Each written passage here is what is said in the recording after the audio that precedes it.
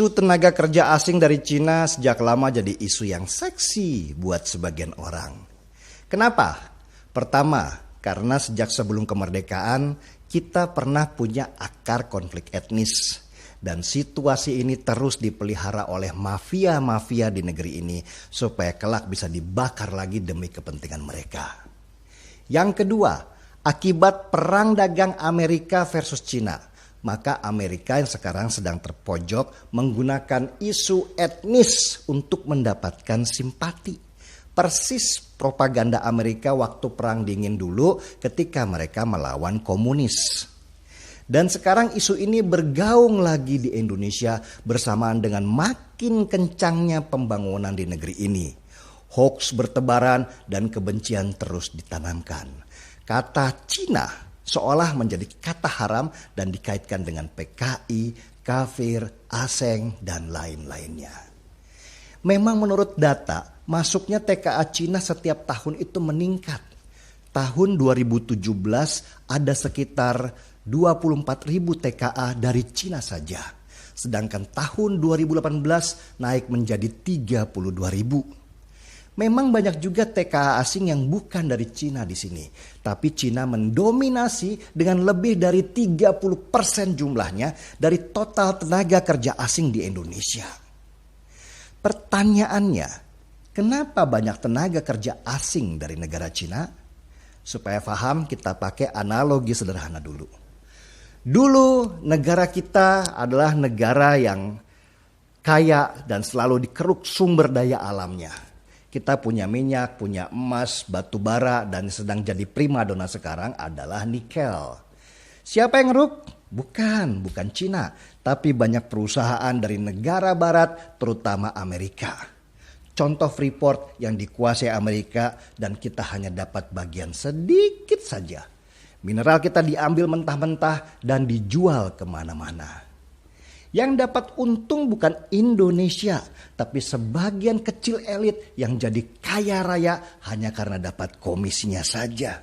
Dan itu berlangsung puluhan tahun lamanya. Bayangkan. Akhirnya pemerintah kita gerah juga. Di akhir pemerintahan SBY, Indonesia menerapkan peraturan baru bahwa material mentah kita tidak boleh langsung dijual keluar, tetapi harus diolah dulu di Indonesia. Peraturan ini bagus sih, tapi pelaksanaannya nol. Semuanya masih berupa janji di atas kertas. Dan akhirnya di masa pemerintahan Jokowi, pembangunan pabrik pengolahan mineral itu menjadi sebuah keharusan. Pabrik pengolahan mineral ini dinamakan smelter.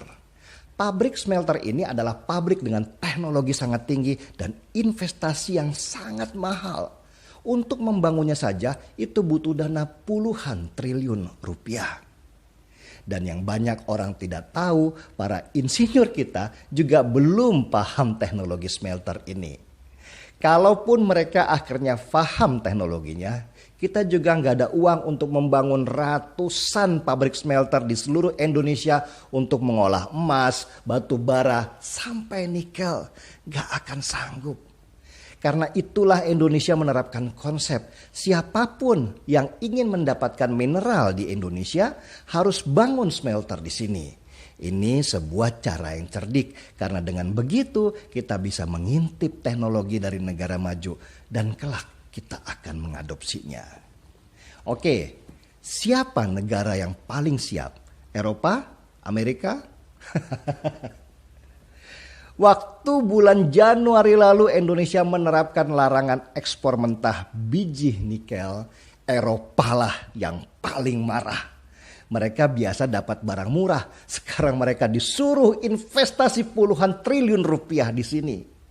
Dan ciri khas Eropa karena mungkin mereka merasa sebagai negara paling beradab, mereka kemudian menggugat Indonesia di Organisasi Perdagangan Dunia atau WTO. Ya begitulah tabiat negara-negara barat. Kerjaan mereka cuman mengeruk, ketika dipaksa taruh duit, mereka kemudian ngamuk. Mirip-mirip kasus Freeport di Papua. Ada tekanan dikit dari pemerintah, mereka kemudian berulah. Disinilah asiknya negara Cina. Selama ini merekalah negara yang paling rakus menyerap mineral dari seluruh dunia, termasuk dari Indonesia. Ya wajar sajalah, penduduk mereka terbanyak di dunia, 1,4 miliar orang di sana, 6 kali lebih banyak dari jumlah penduduk Indonesia. Dan Cina tahu Indonesia berdaulat, daripada ribut kayak Eropa, ya oke, gue tanam duit di negara lu deh, beres perkara. Cina urusannya dagang, gak ngurus politik seperti yang biasa dilakukan negara Eropa dan Amerika yang suka ikut campur kebijakan politik dalam negeri di suatu negara. Cuma ya Cina tidak mau taruh duit begitu aja karena Indonesia juga gak paham teknologi smelter. Mereka kemudian mengirimkan uang dan orangnya untuk membangun smelter. Jadi begitulah kenapa TKA Cina paling banyak di sini. Karena mereka juga yang paling banyak bangun smelter. Wajar dong. Kelak ketika pabrik-pabrik smelter yang bernilai puluhan triliun rupiah itu jadi, sudah pasti akan menyerap ratusan ribu tenaga kerja Indonesia untuk mengoperasikannya. Begitulah penjelasan sederhananya. Makanya ketika ada berita 500 TKA dari Cina diributkan dan akhirnya dilarang masuk ke Indonesia karena takut corona, maka yang rugi sebenarnya Indonesia, bukan Cina. Karena TKA Cina tidak jadi masuk, maka pembangunan smelter jadi terhambat. Dan akhirnya ribuan tenaga kerja Indonesia nggak bisa kerja karena mereka memang menunggu TKA dari Cina itu. Lah ya paham teknologinya mereka. Yang punya duit juga mereka. Kita sementara ini harus mengakui dengan lapang dada kalau kita hanya dalam posisi menunggu saja. Kita hanya menang di kekayaan alam kita saja. Jadi begitulah gambaran sederhananya. Kenapa kita masih butuh Cina sebagai partner kerja. Karena ini berhubungan dengan investasi dan teknologi yang harus kita adopsi. Terus emangnya mau nunggu dari negara mana? Dari Arab. Nanti mereka bangun smelter pakai tenaga onta. Kenapa Cina begitu semangat membangun smelter di Indonesia? Ya karena mereka memang negara produsen, bukan negara konsumen. Sebagai contoh saja nikel. Cina butuh sangat banyak nikel dari Indonesia sebagai bahan dasar untuk membuat baterai litium. Baterai litium ini dipakai untuk handphone, mobil listrik, sampai kelak untuk pesawat terbang. Cina sedang produksi besar-besaran semua kebutuhan pokok manusia dengan tenaga baterai. Kelak tenaga baterai atau listrik ini akan menggantikan bahan bakar dari minyak bumi yang sebentar lagi habis. Dan Cina juga yang akan menjual teknologi akhirnya ke kita.